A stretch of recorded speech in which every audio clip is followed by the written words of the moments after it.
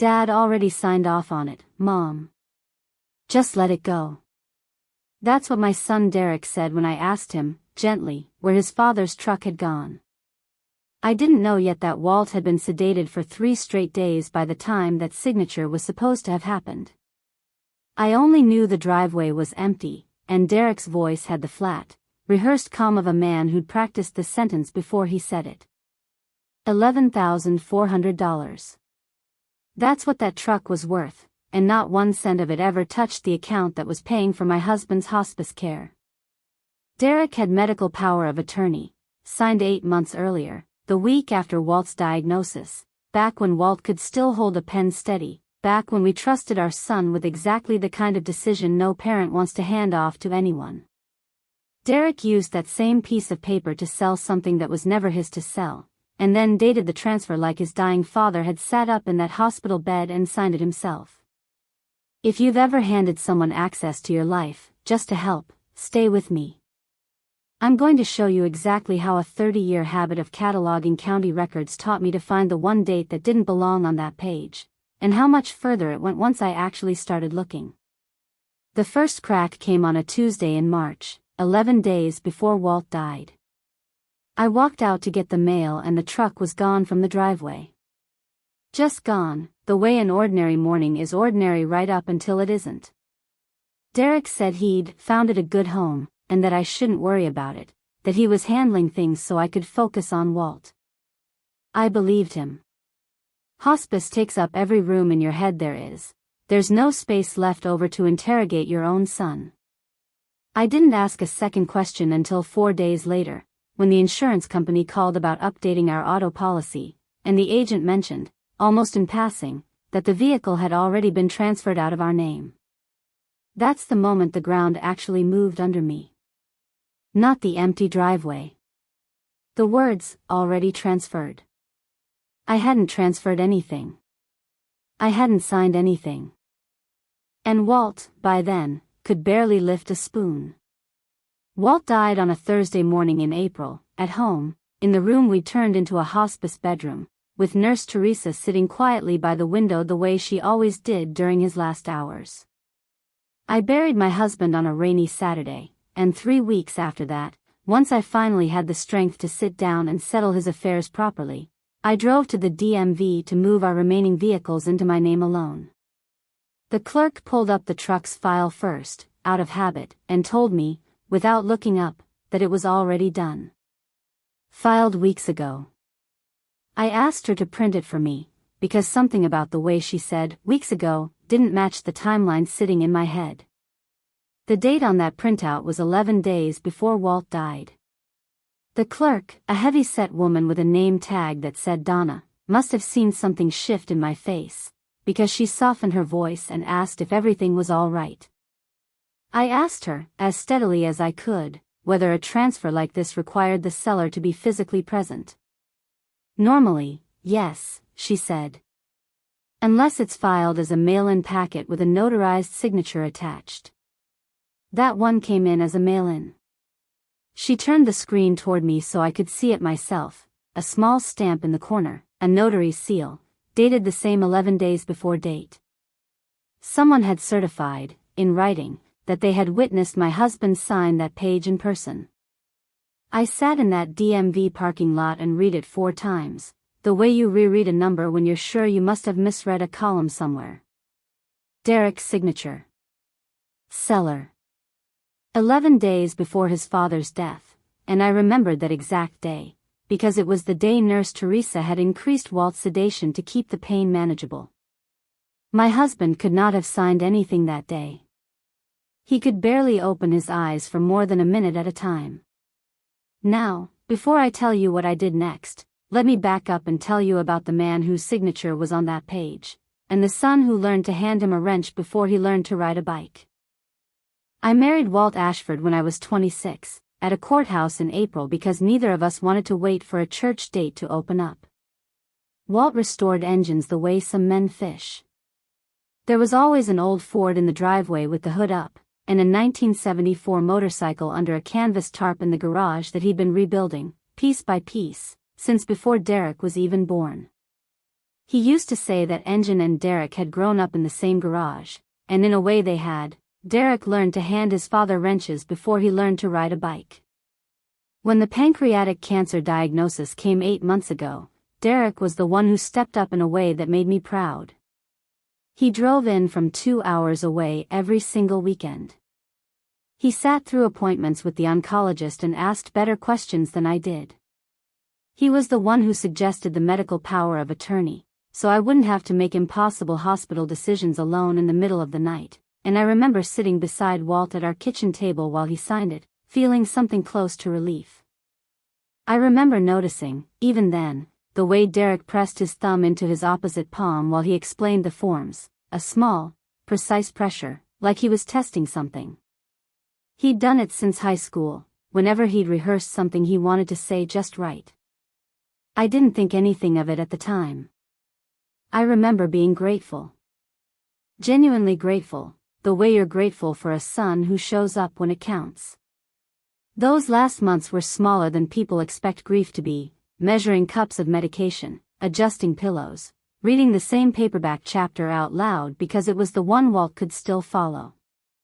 I never once thought to watch what Derek did with the truck keys hanging by the back door. Watching my husband breathe evenly through the night was the only job I had room for. I called Derek that evening. My voice shook when I dialed. I heard it shake, and I hated it, but I held it steady enough to ask him one direct question. That date on the paperwork, Derek. Explain it to me. 3 seconds of silence. I counted them. I didn't need to see his hand to know his thumb was pressing into his palm. I'd seen that gesture 1,000 times. He'd rehearsed this answer. Then his voice came back flat and smooth, like a stone worn down on purpose. Dad wanted it handled before things got complicated, Mom. He told me himself, weeks ago. I'm just following what he said. I didn't answer right away. I let that sentence hang there, just following what he said, and let him listen to himself say it. It was a good sentence.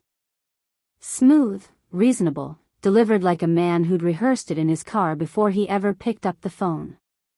But I had sat by that bed every one of those 11 days, and my husband hadn't told anyone anything clearly by then, let alone signed away a truck. I didn't cry on that call. I made sure of that, made sure my voice stayed level until I'd hung up. I cried that night, alone in the garage, standing in front of Walt's motorcycle under its tarp. I pulled the cover back just enough to rest my hand on the cold handlebar, and I stood there asking a dead man what his son was planning to do with the one thing he'd left behind. Stay with me here, because this is where I stopped believing him and started paying attention instead. I opened the joint account Walt and I had shared for 38 years. Nothing. No deposit anywhere close to $11,400. I checked the hospice billing statements too. Derek had said the money covered Dad's copays. Insurance had covered every copay. The money hadn't gone to Walt's care. It had simply left. My daughter Jenny flew in for a weekend not long after. She found the buyer in about 20 minutes, a coworker named Ray Kessler. Mom, she said, her voice cracking, he actually did this. I called Ray directly. He told me he'd paid Derek $11,200. The payment had gone straight into Derek's personal checking account. Derek's, and Derek's alone. That's the point where this stopped being logistics in my mind, and started being theft. But here's where I made a decision I haven't told anyone about until now. Instead of confronting him immediately, I decided to test him. I wanted to see not just what he had done, I wanted to see what he would do next when he thought no one was watching. A few weeks later, at a Sunday dinner at my house, I mentioned casually that I'd been going through Walt's desk and had found a stack of old DMV forms I needed to sort through.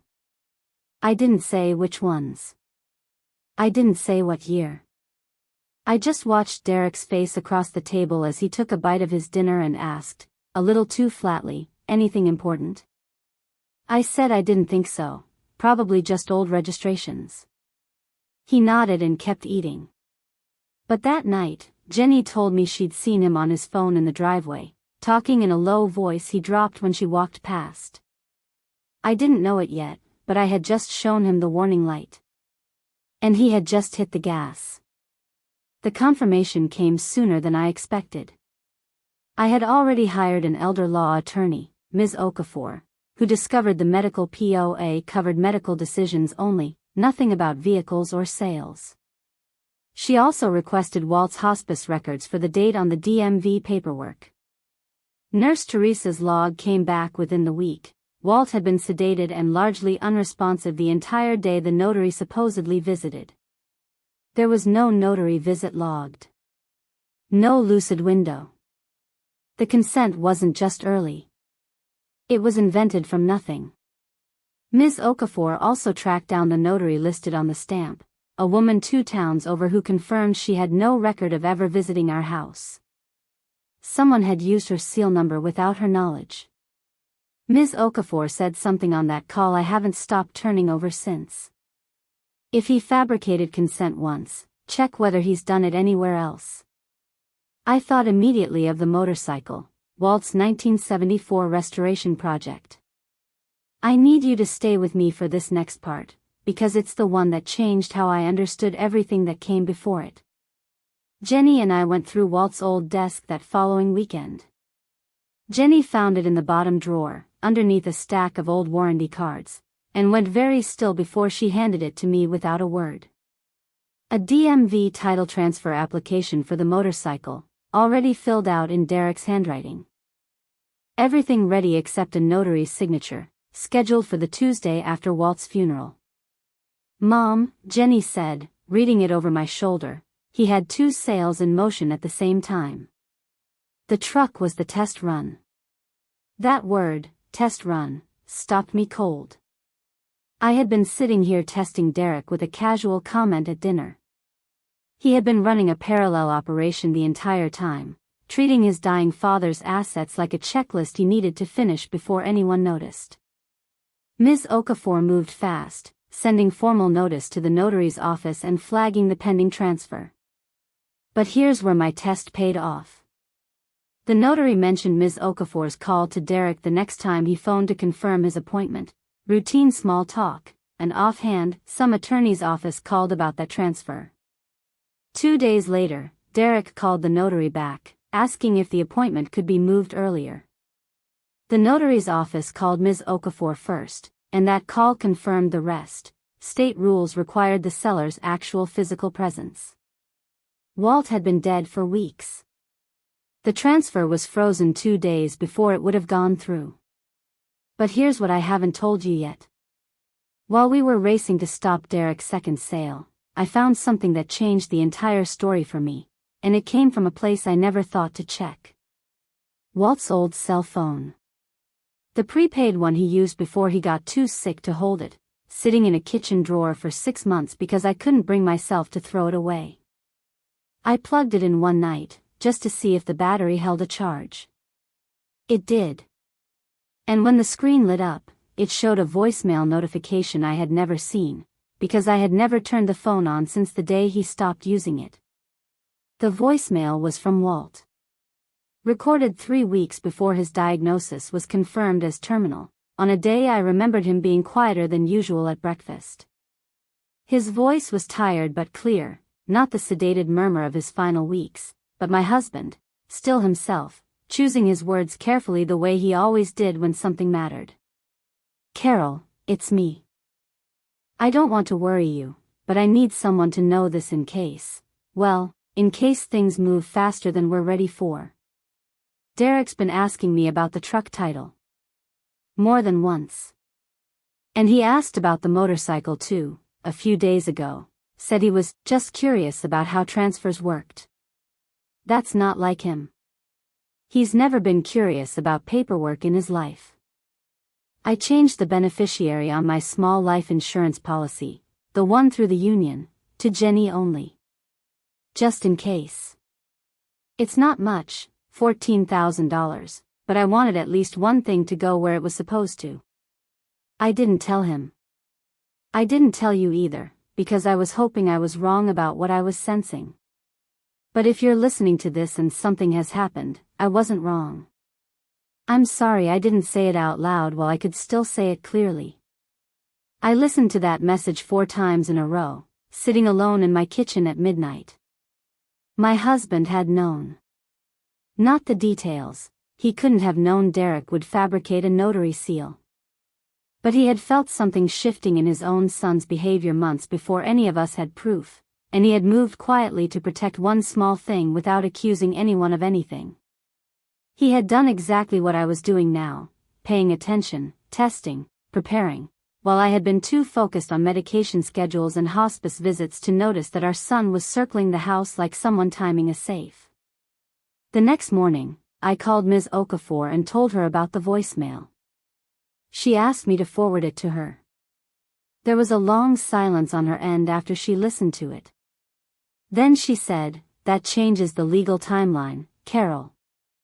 If Walt was aware enough to question Derek's behavior and take protective action weeks before the truck was sold, a court would view Derek's actions as knowingly exploiting someone who had already expressed concern.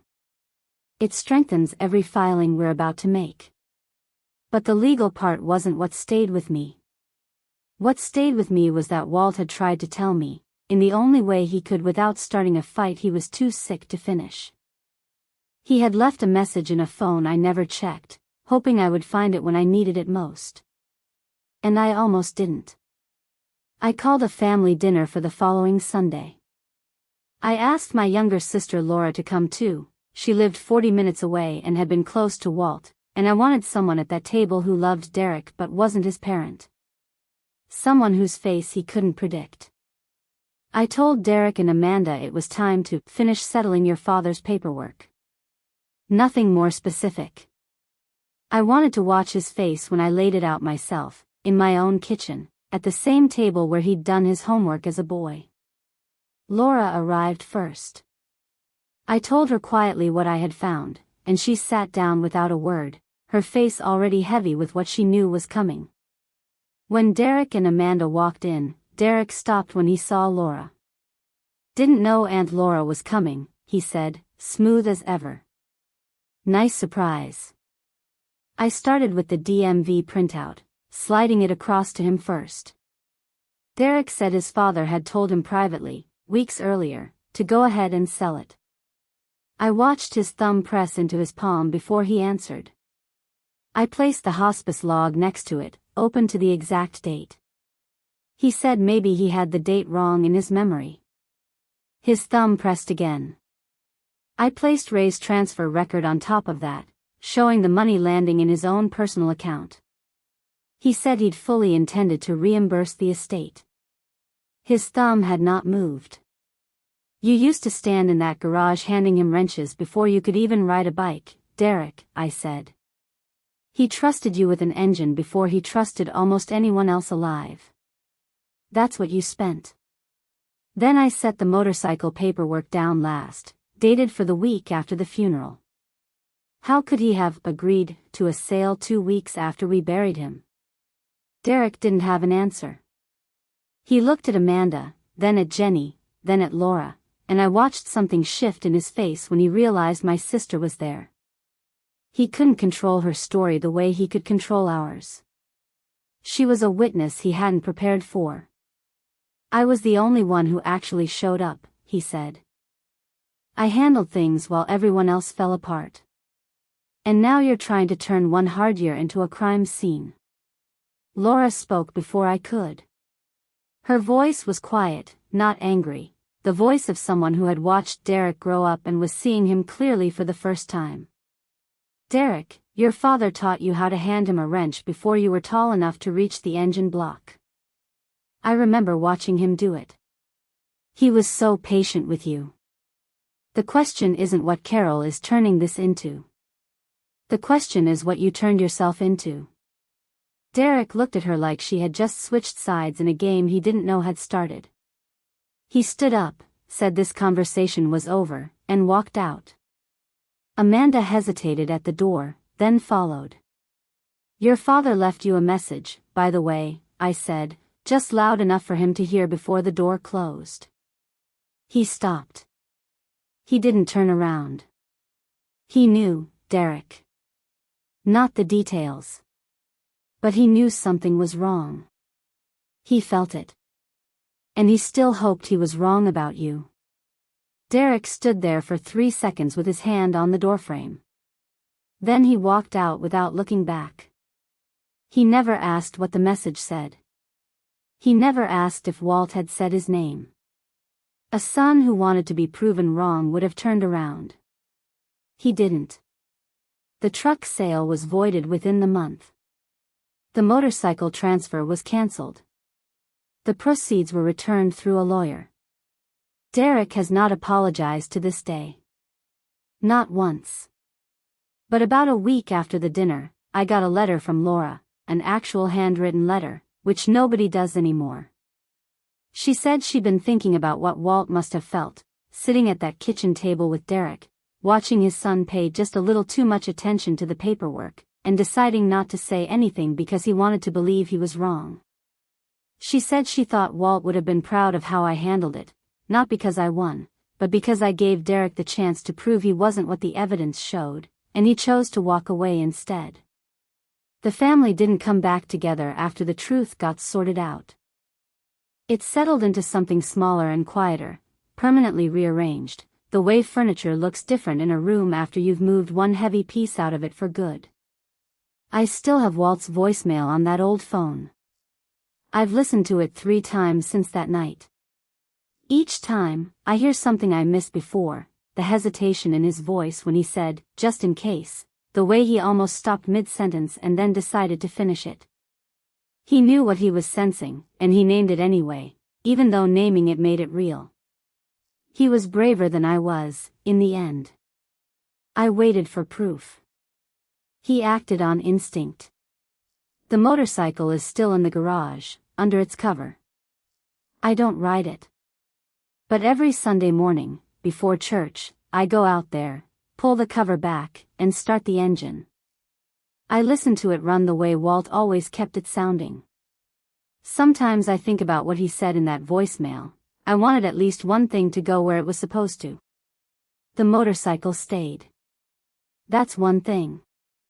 If you've ever had a feeling about someone you loved and talked yourself out of it because you wanted to be wrong, I'd like to hear your story.